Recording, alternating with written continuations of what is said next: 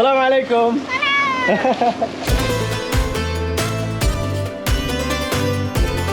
Di hari Asyura kita disunahkan untuk mengusap kepala anak yatim. Tapi di Tarim bukan hanya mengusap kepala anak yatim, tapi juga memberi hadiah. Oh, yang ini jago bahasa Indonesia. Tuh, surah Walan. Oh, lah, bukan makan. Allah Ta'ala menciptakan kuda, bagal, dan juga keledai sebagai tunggangan dan juga perhiasan untuk manusia. Allahu Akbar, Allahu Akbar.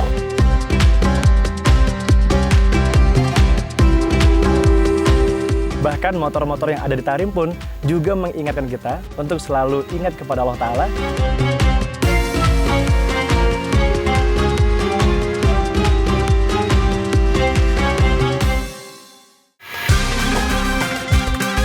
Assalamualaikum warahmatullahi wabarakatuh. Saudaraku, suasana di kota Tarim, Yaman, kali ini terasa sangat berbeda. Jalan-jalan yang biasanya dipenuhi oleh lalu lalang orang dewasa, kini dibanjiri oleh ratusan anak-anak yang berlarian membawa kantong-kantong plastik. Ya, ternyata kami berada di Tarim bertepatan dengan 10 Muharram, di mana biasa juga dikenal sebagai Hari Asyura, yang memiliki makna penting dalam sejarah Islam. Bagi orang-orang Tarim, Hari Asyura adalah hari rayanya anak-anak yatim. Tapi bukan hanya memuliakan anak-anak yatim, tapi juga seluruh anak-anak di Tarim diberi hadiah, diusap kepalanya, dan didoakan. Masya Allah. Ya, salah satu tradisi yang berkembang di masyarakat adalah memperingati 10 Muharram sebagai Lebaran Anak Yatim. Di dalam kitab Ina'atut Tholibin dijelaskan bahwa pada tanggal 10 Muharram terjadi berbagai peristiwa bersejarah. Di antaranya, pada tanggal 10 Muharram, Allah menerima taubatnya Nabi Adam alaihissalam. Kemudian diselamatkannya Nabi Ibrahim alaihissalam dari bakaran api Raja Namrud, sampai berlabuhnya perahu Nabi Nuh alaihissalam karena banjir yang melanda seluruh alam. Masya Allah. Saudaraku, di bulan Muharram, anak-anak di Tarim mendapatkan perhatian spesial. Banyak keluarga yang memberikan hadiah sebagai bentuk kasih sayang dan kepedulian sosial kepada mereka. Tapi, hadiah ini sebenarnya bukan hanya untuk anak yatim saja. Orang-orang dewasa juga memberikan hadiah pada semua anak di kota Tarim. Tak hanya bersenang-senang, memasuki tanggal 10 Muharram, masyarakat Tarim juga menghidupkan malam-malam dengan ibadah. Mereka memperbanyak amalan-amalan soleh, berzikir, beristighfar, sholat sunnah, dan berpuasa. Saudaraku, dalam riwayat Abu Hurairah, Nabi Muhammad SAW bersabda, "Seutama-utamanya puasa setelah Ramadan ialah puasa di bulan Allah, yakni bulan Muharram. Dan seutama-utama sholat sesudah sholat fardu ialah sholat malam." Hadis riwayat Muslim. Maka tak heran ketika pagi tiba, anak-anaklah yang keluar sebagai penguasa jalanan.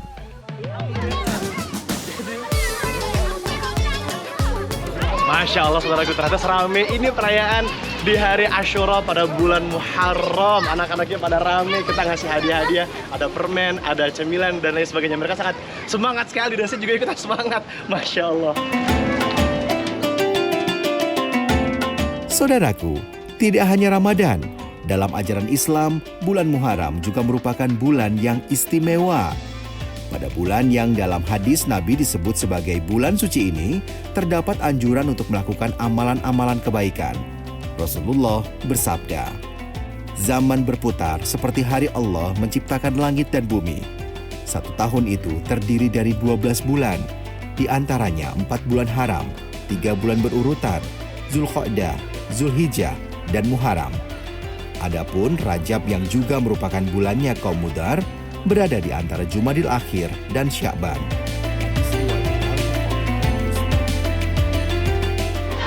Masya Allah, di hari Asyura kita disunahkan untuk mengusap kepala anak yatim. Tapi di Tarim bukan hanya mengusap kepala anak yatim, tapi juga memberi hadiah. Dan bukan hanya anak yatim, tapi seluruh anak-anak yang ada di Tarim diberi hadiah dan diusap kepalanya. Masya Allah. Mengerjakan ibadah, bersedekah, dan berbagi kebahagiaan kepada anak-anak seakan menjadi tradisi yang dihidupkan masyarakat Tarim ketika Hari Asyura.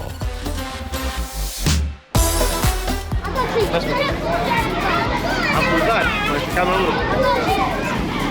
Masya Allah, katanya umurnya 9 tahun. Masya Allah, Rasulullah itu pernah mengatakan kalau kita mengusap kepala anak yatim maka ada keutamaan di setiap helainya. Apalagi kalau kita lakukan di hari Asyura, maka ada keutamaan khusus. Masya Allah. Barakallah, barakallah, barakallah fiik. Dalam sebuah riwayat hadis, Abu Umamah pernah menyampaikan sebuah perkataan dari Rasulullah Shallallahu Alaihi Wasallam. Barang siapa mengusap kepala yatim semata-mata karena Allah, maka setiap rambut yang ia usap memperoleh satu kebaikan.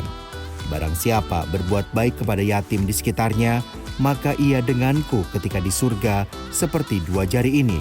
Nabi memisahkan dua jarinya, jari telunjuk dan jari tengahnya. Hadis riwayat Ahmad. Saudaraku, karena melihat semangat anak-anak yang sangat luar biasa sekali, jadi saya pengen belanja lagi karena tadi udah pada habis, Masya Allah. Ya, jangan heran kalau di hari Asyura, toko-toko kelontong di Tarim laris manis. Berbagai produk seperti manisan, cookies, wafer, hingga kacang-kacangan diborong untuk dibagikan kepada anak-anak. Saudaraku, tahukah kamu, menyayangi anak yatim bisa menjadi jalan terkabulnya doa.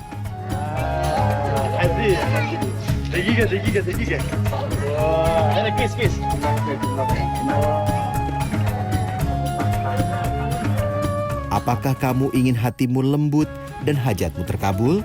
Sayangilah anak yatim, usaplah kepalanya, berilah ia makan dari makananmu, maka hatimu akan lembut dan hajatmu akan terkabul. Hadis riwayat At-Tabrani.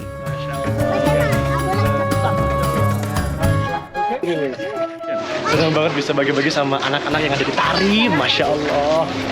Coba, surah. Dadah. Dadah. Assalamualaikum. Saudaraku, tidak hanya di jalan-jalan, antrian anak-anak juga mengular di depan pintu-pintu rumah yang menyediakan hadiah. Mereka sudah mempersiapkan kantong masing-masing untuk mengumpulkan hadiah berupa permen dan camilan.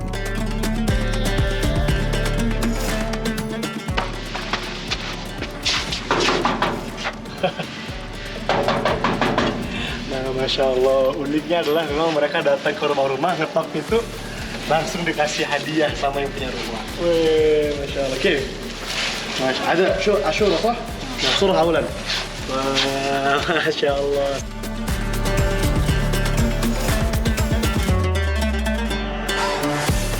Ketir. Dari mana? Indonesia. Indonesia. Indonesia, Jakarta. Jakarta. Oh, yang ini jago bahasa Indonesia. Tuh, surah awalan. Wah, Masya Allah. Anak dari Bangka. Dari Bangka, ini dari Bangka katanya. Allah. لا أبوي موجود معها في بنك. Oh. Bangka Belitung. Oh, Bangka Belitung. Banja. Abuk. Oh, ada ya, bapaknya dari Bangka Belitung katanya. Masya Allah, jamil jiddan. Saudaraku, dalam Al-Quran, Allah Subhanahu wa Ta'ala menjelaskan bahwa bersedekah makanan merupakan ciri para penghuni surga. Allah berfirman dalam surat Al-Insan ayat 8, dan mereka memberikan makanan yang disukainya kepada orang miskin, anak yatim, dan orang yang ditawan. Quran Surat Al-Insan ayat 8. Masya Allah, satu lagi jejak Al-Quran terungkap dari bumi Allah Subhanahu wa Ta'ala, dari kota Tarim, Hadramaut, Yaman.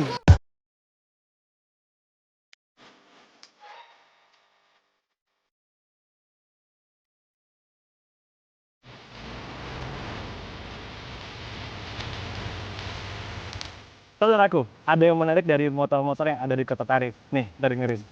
Allahu Akbar, Allahu Akbar, Allahu Akbar.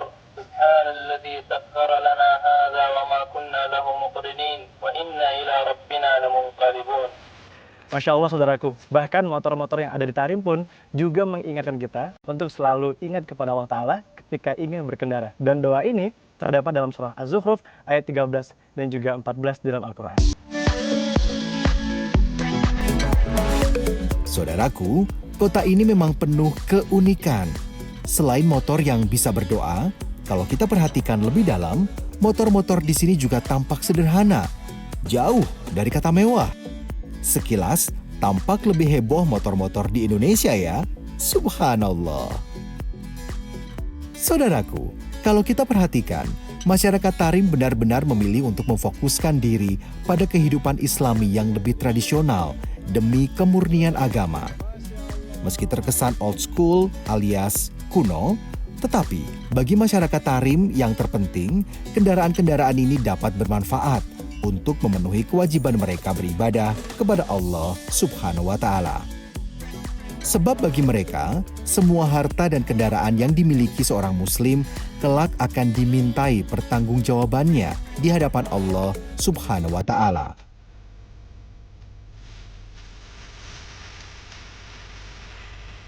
Kota Tarim juga merupakan pusat pembelajaran Islam yang penting dan menjadi salah satu destinasi bagi para pencari ilmu agama Islam. Saudaraku, Tarim merupakan kota kecil yang tersembunyi di antara lembah-lembah tandus Hadramaut. Lebih dari 70% wilayah di negara Yaman memang merupakan gurun gersang dan perbukitan berbatu, tak terkecuali kota Tarim. Alhamdulillah. Kali ini, saya berkesempatan menyaksikan bentang alam perbukitan Tarim yang unik dan menantang dengan mengendarai sebuah motor. Bukit-bukit yang menjulang di sekeliling saya ini terbentuk dari lapisan-lapisan batu yang telah ada sejak berabad-abad silam.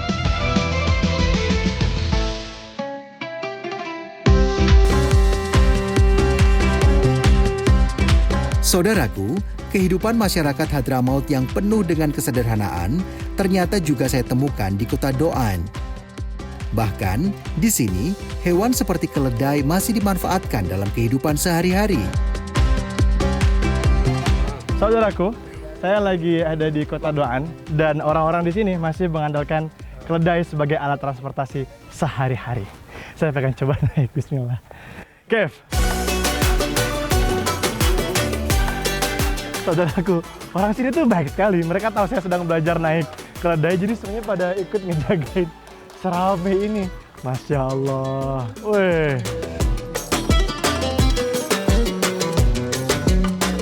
Wah. مثل هذا صح؟ جميل. Oke. Nah, saya sudah ngerti bagaimana cara buat dia jalan dan buat dia berhenti. Kalau kita jalan ini diginikan. Nah. Lah bukan makan. Nah begini kalau cara buat dia jalan tuh ditepok sebelah sini. Kalau mau belok nih geser kemari. Nah kalau mau berhenti tinggal kita tarik. Saya sudah jago banget saudaraku. Saudaraku, hewan keledai ternyata disebut oleh Allah Subhanahu wa Ta'ala dalam firman-Nya di Al-Quran. Perumpamaan orang-orang yang dibebani tugas mengamalkan Taurat kemudian tidak mengamalkannya adalah seperti keledai yang membawa kitab-kitab tebal tanpa mengerti kandungannya. Sangat buruk. Perumpamaan kaum yang mendustakan ayat-ayat Allah. Allah tidak memberi petunjuk kepada kaum yang zolim. Quran Surat Al-Jumu'ah ayat 5. Surat Al-Jumu'ah ayat 5 ini bermakna jika Allah tidak akan memberikan petunjuk kepada orang-orang yang zolim dan mendustakan ayat-ayat Allah Subhanahu wa Ta'ala. Masya Allah, saya di sini benar-benar merasa seperti ada di pedesaan, di mana memang orang-orangnya sore-sore menggembala keledai. Setelah itu ada yang main bola, ngumpul rame-rame, dan sangat seru sekali, Masya Allah.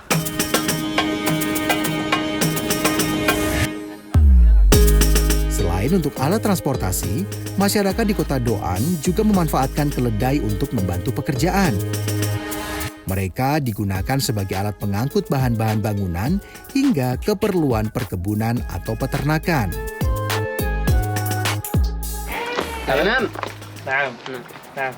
Nah, inilah salah satu contoh ketika keledai digunakan sebagai alat untuk transportasi dan juga mengangkut barang. Baru aja kita turunin di sini rumput-rumputnya banyak dan itu menggunakan keledai sebagai alat pengangkut. Masya Allah. Biasanya masyarakat Yaman memiliki alat khusus yang diletakkan di punggung keledai. Alat ini mempermudah keledai ketika harus mengangkut banyak barang. Islahnya? Oke. Nah, ini bisa digunakan untuk naruh rumput ya dan lain sebagainya, Masya Allah. Ini dilepaskan dulu supaya himarnya tenang. Nah. Saudaraku, keledai memang cocok digunakan sebagai alat pengangkut di wilayah pegunungan seperti Hadramaut. Sebab kakinya yang lincah mampu melewati kontur batuan yang keras dan menanjak. Tapi jangan salah, meski ukurannya lebih kecil daripada kuda, keledai memiliki badan yang kuat dan mampu mengangkat banyak beban berat. Termasuk batu-batuan yang akan digunakan sebagai bahan bangunan ini. Saudaraku, Allah Ta'ala berfirman dalam surah An-Nahl ayat ke-8. Allah Ta'ala menciptakan kuda, bagal, dan juga keledai sebagai tunggangan dan juga perhiasan untuk manusia. Masya Allah. Hayya, bismillah. Bismillah.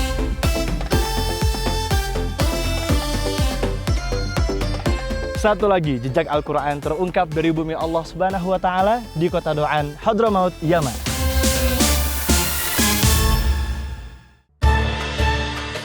Saudaraku, ini merupakan bukti nyata atas doa sahabat Rasulullah SAW Abu Bakar As-Siddiq ketika mendoakan kota Tarim yang berkah akan airnya yang melimpah.